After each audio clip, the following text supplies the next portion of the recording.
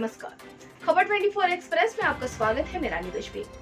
मध्य प्रदेश की सरकार और उसके अधिकार कर्मचारियों के हाल बहुत ही अजब-गरीब है।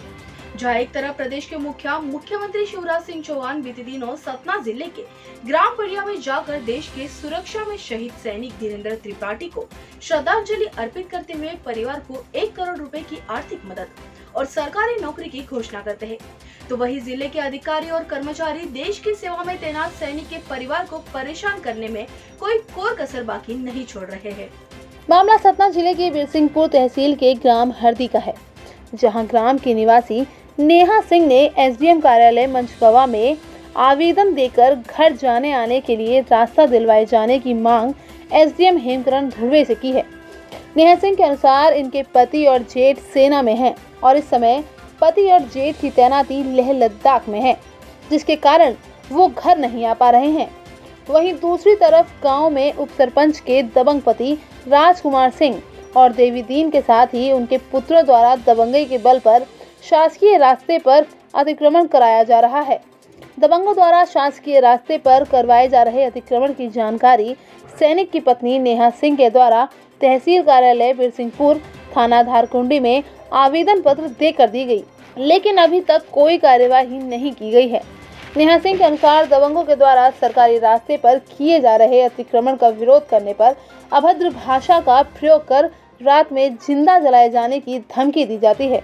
सैनिक की पत्नी और मां के अनुसार ग्राम पंचायत द्वारा देवी दीन सतनामी को पीएम आवास योजना के तहत मकान आवंटित किया गया था, जिसका जियो टैग दूसरी जगह है, लेकिन देवी दीन सतनामी दबंगों की शह पर नियत जगह पर घर न बनाकर रास्ता अवरुद्ध करने के मकसद से शासकीय रास्ते पर मकान का निर्माण कार्य कर रहा है, जबकि पूर्व में सन 2005 से 2010 में ग्राम पंचायत के द्वारा 20 फीट शासकीय रास्ता बनवाया गया था, जो ग्राम पंचायत की आरजी नंबर 281 रकवा 0.1290 शासकीय रास्ता 1959 से रास्ते के लिए राजस्व रिकॉर्ड में दर्ज है।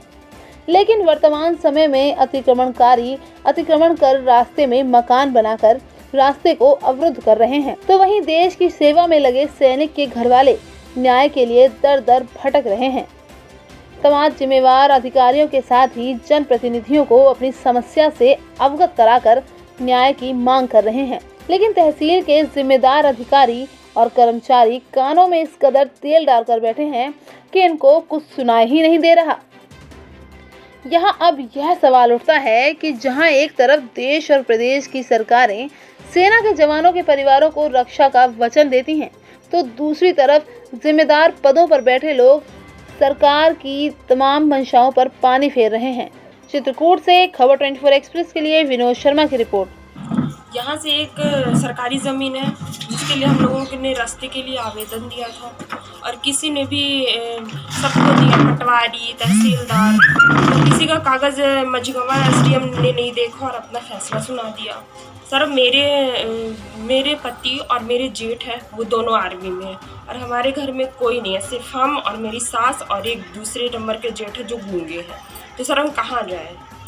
जब किसी ने हम लोगों का आवेदन नहीं स्वीकारा तो हम लोग क्या करें और कैसे अपना सिर्फ थोड़ी सी रास्ते के लिए, यहाँ गवर्नमेंट ज़मीन है, सरकारी ज़मीन है जहाँ वैध तरीके से घर बनाया जा रहा है और कुछ लोगों का, यहाँ गांव के कुछ लोगों का भी सपोर्ट है जो उसका सपोर्ट करते हैं कि तुम घर बनवाओ। सर हम लोग क्या करें, कहाँ जाएँ? ये फौजी परिवार दोनों इनके बेटे आज बॉर्डर में लगे हुए हैं, आखिर देश की सेवा कर रहे हैं, हमारी आपकी सेवा कर रहे हैं। जब रास्ते की बात आती है तो रास्ता दिया नहीं जा रहा है।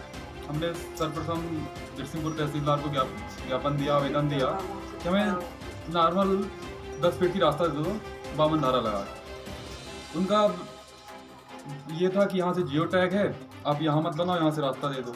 उनके वकील ने ट्रांसफ़र करवा लिया, ठीक है, अच्छी बात है, लेकिन मझगवा तहसीलदार ने ना पटवारी का प्रतिवेदन देखा, ना बिरसिंहपुर तहसीलदार का प्रतिवेदन देखा। और क्वारंटाइन उस टाइम पे मुझे आश्चर्य है, जब वो क्वारंटाइन थे तब अपना वक्तव्य दे रहे थे कि यहाँ से रास्ता नहीं है और वो मामला को खारिज कर दिया। और रही बात ये स्टे के बावजूद भी का मुझे आश्चर्य लगता है, न्यायालय की तौहीन होती है।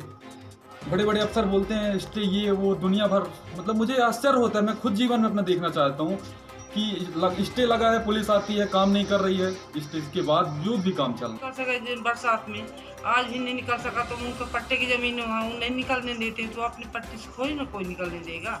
शासकीय जमीन चाहिए, रोड चाहिए शासकीय, बाहर निकलने के लिए, पैदल निकलने के लिए है।